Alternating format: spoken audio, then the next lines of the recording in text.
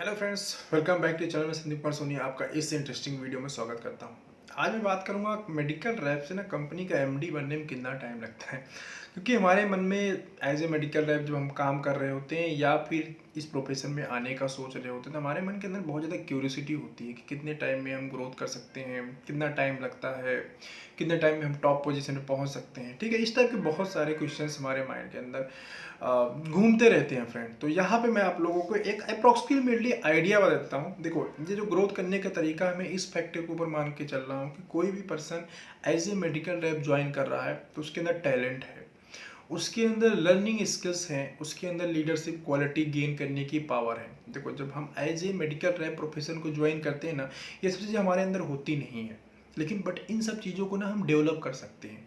तो जिनके अंदर यह पावर है चीज़ों को लर्न करने का, चीज़ों को एक्सेप्ट करने की और सिचुएशन के देखते हुए अपने आप को चेंज करने का, सिचुएशन को देखते हुए अपने आप को रेडी करने का, उनके लिए टाइम पीरियड जो मैं बता रहा हूँ उसको आइडियल मान के मैं ये टाइम पीरियड बता रहा हूँ कि एक एमआर से कंपनी का एमडी या कंपनी का जीएम बनने में कितना टाइम लग जाता है। ठीक है, देखिए, एज ए मेडिकल लैब जब आप ज्वाइन करते हैं एट लीस्ट 3 ईयर आपको एज ए एमआर वर्क करना चाहिए ताकि आप मार्केट को बहुत अच्छी तरीके से समझ सको, प्रॉब्लम को समझ सके, कैसे वर्क होता है समझ सके।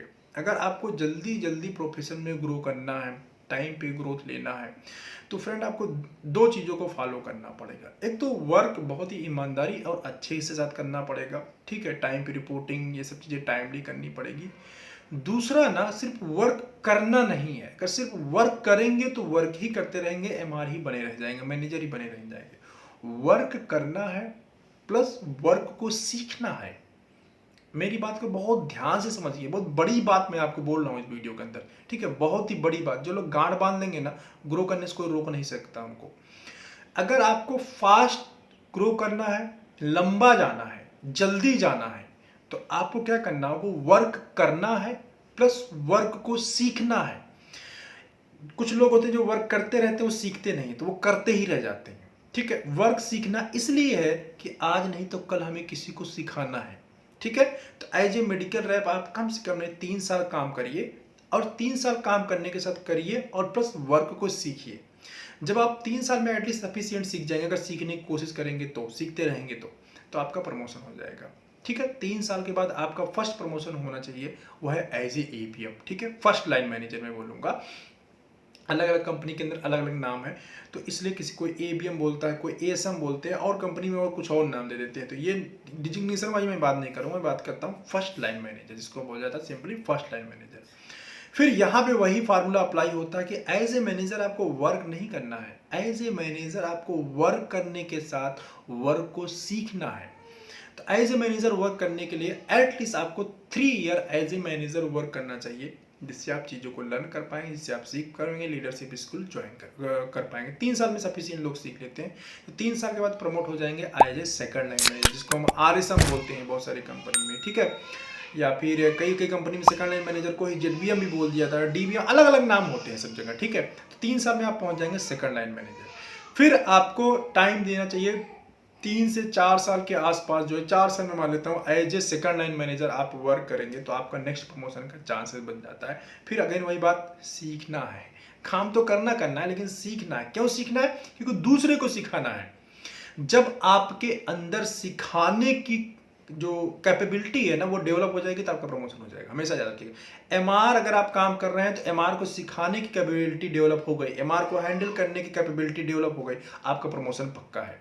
मैनेजर काम कर रहे हैं, मैनेजर को सिखाने की प्रोबेबिलिटी, आपके अंदर कैपेबिलिटी डेवलप हो गई, आपके अंदर पावर आ गया, आपने सीख लिया, चीज़ों को सिखा पाएंगे, आपका प्रमोशन हो जाएगा। जेडबीएम बन गए हैं, आरएसएम बन गए हैं, सेकंड लाइन मैनेजर, वहां भी सेम अप्लाई। अगर आपके अंदर वो डेवलप होगा कि भाई आप तो अब बन गए हो, लेकिन अब आप सिखा भी सकते हो दूसरे को, तो फिर आपका प्रमोशन हो जाएगा। तो तीन ये पूरा 9 साल लगभग मान के चलिए कि ये 3 पोस्ट में आपको पहुंचने में 9 साल का टाइम पीरियड, 9-10 साल एक्सपेंड हो जाता है। इसके बाद फिर सेकंड लाइन मैनेजर आ जाता, थर्ड लाइन मैनेजर आ जाता। थर्ड लाइन पोजीशन कई बार जोनल हेड की होती है, जो पूरा एक जोन को देखते, पूरे इंडिया में 4 जोन है, ईस्ट वेस्ट नॉर्थ साउथ। ठीक है, जो जोन को देखते हैं पूरा, तो जोनल मैनेजर बन जाएंगे आप। जोनल मैनेजर फिर वही 3 साल, हर 3 साल में मतलब इंक्रीमेंट आपका हो जाता है, अगर आप सही से काम कर रहे हैं। 2 साल 3 साल, कभी 2 साल बहुत अच्छा परफॉर्मेंस, वही मैंने बताया ना, सिखाने की पावर आप जितनी जल्दी डेवलप कर लेंगे उतनी जल्दी प्रमोशन हो जाएगा। पहले काम करना है, फिर काम को सीखना है और सीखने के साथ सिखाने की एबिलिटी डेवलप कर लेना है। जितनी जल्दी एबिलिटी वो डेवलप होगा उतनी जल्दी प्रमोशन होगा। तो 3 साल में आराम से हम डेवलप कर सकते हैं एबिलिटी को, ऐसी बात नहीं है, लर्न कर सकते हैं चीज़ों को बड़े आराम से 3 से 4 साल। पर एज ए जेडबीएम 3 से 4 साल वर्क करते हैं। कोई कभी कभी आरएसएम से जेडबीएम बनने में कई बार 2 ही साल में प्रमोशन हो जाता है अगर प्रॉपर अच्छे तरीके से वर्क करते हैं तो। 3 साल फिर भी मान के चलते हैं आने में, तो 12 साल आपका टाइम पीरियड हो गया जेडबीएम बनने में। जो लोग 12 साल के अंदर फ्रेंड्स जेडबीएम बन जाते हैं ना, सेकंड लाइन बन जाते हैं, तो ये बहुत ज़बरदस्त ग्रोथ है, मैं बोल रहा हूँ आपको। ठीक है, क्या है, बहुत ज़बरदस्त। उम्र गुजर जाती तब जाके लोग जेडबीएम बनते हैं। ठीक है, मतलब 20 साल 25 साल भी लग जाता है, लेकिन मैं एक हर टाइम पे इम्प्रूवमेंट बोलता जा रहा हूँ। रीजन ये है कि आपके अंदर वो सिखाने वाली एबिलिटी डेवलप होगी।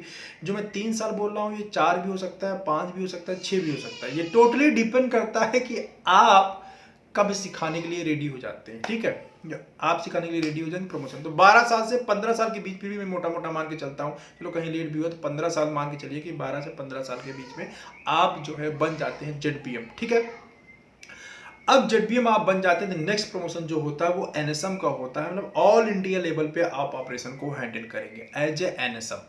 तो इसमें भी आपको जेडबीएम से एनएसएम बनने में कम से कम 3 से 4 साल या 5 साल लग जाते हैं। तो अगर 12 साल इधर हुआ है तो 3 साल और मान लीजिए 15 साल। अगर 15 साल में आप जेडबीएम बने हुए तो 3 से 4 साल लगे हुए, 20 ईयर्स का फार्मा एक्सपीरियंस लेने के बाद आप एज ए एनएसएम वर्क कर सकते हैं। ठीक है, एज ए एनएसएम वर्क कर सकते हैं बहुत आराम से। 20 ईयर के बाद फिर आता है नेक्स्ट प्रमोशन जो होता है वो डिविजनल हेड का होता है। ठीक है, वो होता है डिविजनल हेड जो पूरा डिवीजन देखता है।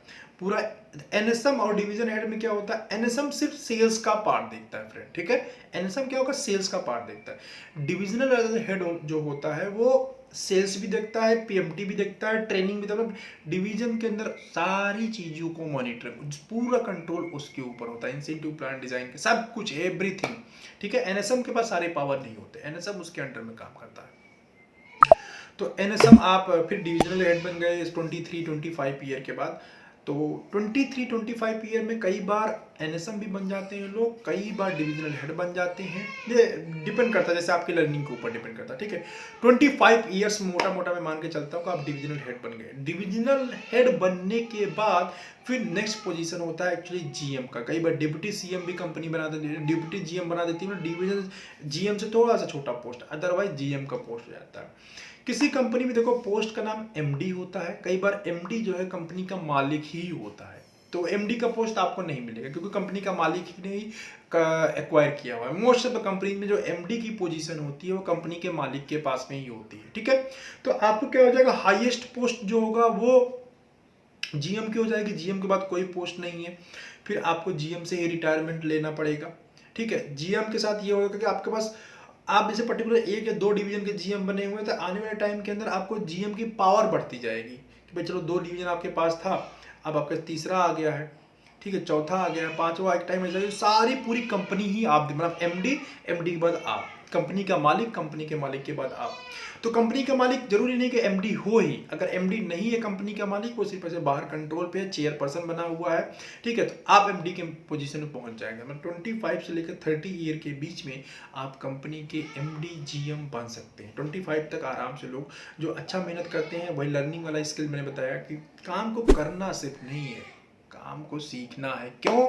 क्योंकि कुछ टाइम के बाद मुझको काम को सिखाना है।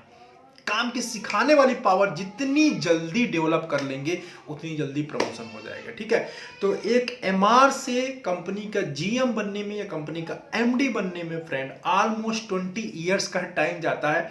और आप लोगों को ये भी आइडिया हो गया कि एमआर से मैनेजर कितने टाइम में बन जाते हैं, जेडबीएम कितने टाइम बन जाते हैं, आरएसएम कितने टाइम में बन जाते हैं, ये भी आप लोगों को आइडिया मिल गया होगा। ठीक है, और ये बन कैसे सकते हैं ये भी मैंने आपको तरीका बता दिया। ये बहुत बड़ी चीज मैंने बताई है, अगर आप गांठ बांध लेंगे, फॉलो कर लेंगे, काम बन जाएगा। ठीक है, चलिए बस इस वीडियो में इतना ही। अच्छा लगा हो तो लाइक कर दीजिएगा यार, काफ़ी मुझे मोटिवेशन मिलता है ताकि मैं ऐसे वीडियोस आप लोगों के लिए बनाता रहूं। ठीक है, और आप लोगों को कोई क्वेरीज है मुझे कमेंट बॉक्स में कमेंट करिए, या फिर मुझे इंस्टाग्राम पे जो मेरा हैंडल है फार्मा जॉबर्स के नाम का, वहाँ पे मुझे आप ड्रॉप कर सकते हैं। वहाँ सभी लोगों को मैं रिप्लाई करता हूँ ऑलमोस्ट। ठीक है, और इस वीडियो को देखने के लिए आपका बहुत बहुत धन्यवाद। Thanks for watching this video.